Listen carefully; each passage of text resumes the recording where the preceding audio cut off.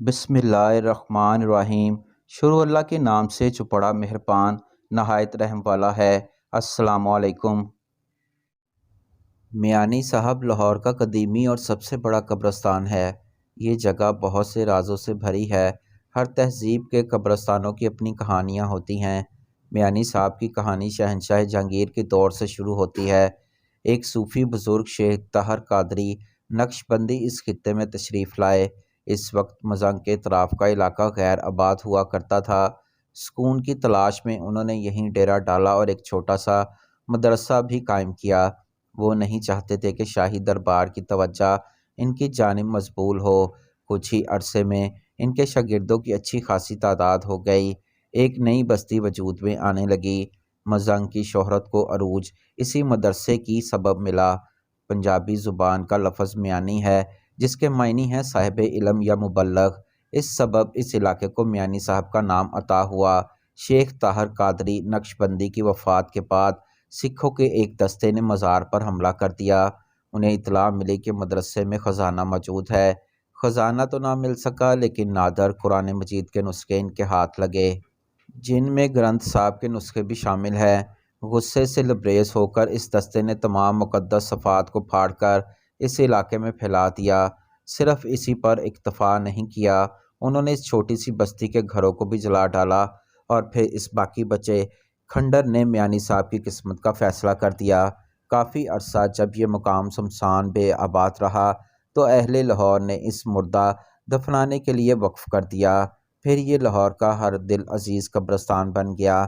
میانی صاحب میں واقع ہے، جہاں جناب واصف علی واصف کے مزار پر فاتحہ پڑھ کر نکلا تو سورج ڈھل رہا تھا۔ میانی صاحب قبرستان کا گورکن قبروں پر چھڑکاؤ کر کے فارغ بیٹھا تھا۔ میں اس کے پاس اس غرض سے چلا گیا کہ اس سے قبرستان کی حالت زار کے بارے میں معلوم کروں۔ باتیں شروع ہوئیں، موضوع بدلتے رہے۔ اس نے مجھے کئی ہستیوں کے بارے میں بتایا جو یہاں تاریخی قبرستان میں دفن ہیں۔ بڑا دلچسپ کردار تھا۔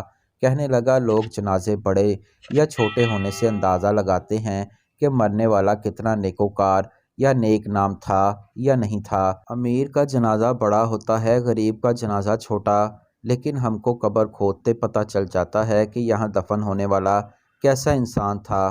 میں نے حیران ہو کر پوچھا، وہ کیسے؟ اس نے جواب میں ایک واقعہ سنایا جو میرے لیے بہت حیرت کا باعث تھا۔ ایک دن 8-9 سال پہلے مجھے ایک قبر کھودنے کا آرڈر ملا۔ مرنے والا ٹھیکیدار کا بیٹا تھا اور اس کی موت بیرون ملک ہوئی تھی۔ میت پاکستان لائی جانی تھی اور میانی صاحب میں دفن ہونا تھا۔ میں نے قبر کھودنا شروع کی۔ شدید حبس کا دن تھا کہ سانس لینا محال ہو رہا تھا۔ جیسے جیسے میں قبر کھودتا گیا مجھے احساس ہونے لگا کہ اندر عجب طرح کی کولنگ ہے۔ قبر کے اندر محسوس ہو رہی تھی جیسے اے سی لگا ہو۔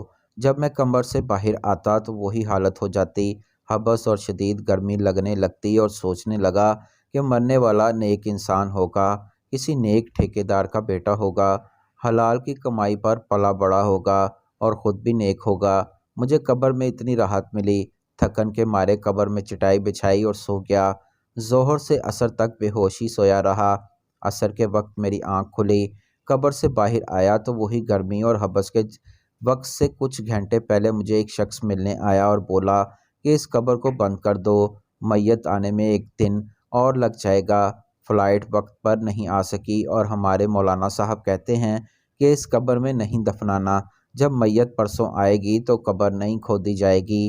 مجھے اس شخص نے نئی قبر کے لیے ایڈوانس پیسے بھی دیے اور چلا گیا۔ اس کے جانے کی دیر تھی کہ 6-7 لوگ ایک جنازہ لے کر آ گئے۔ جنازہ ایک بندے نے پڑھا۔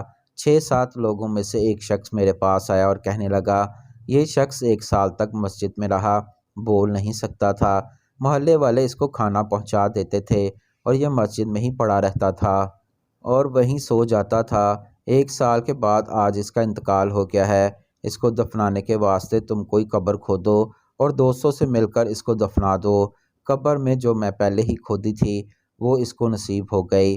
ایسی ٹھنڈی قبر اس سے پہلے کبھی نہیں دیکھی تھی، نہ آج تک دیکھی ہے۔ قصہ سن کر میں باہر نکلا تو مغرب کی اذان گونج رہی تھی۔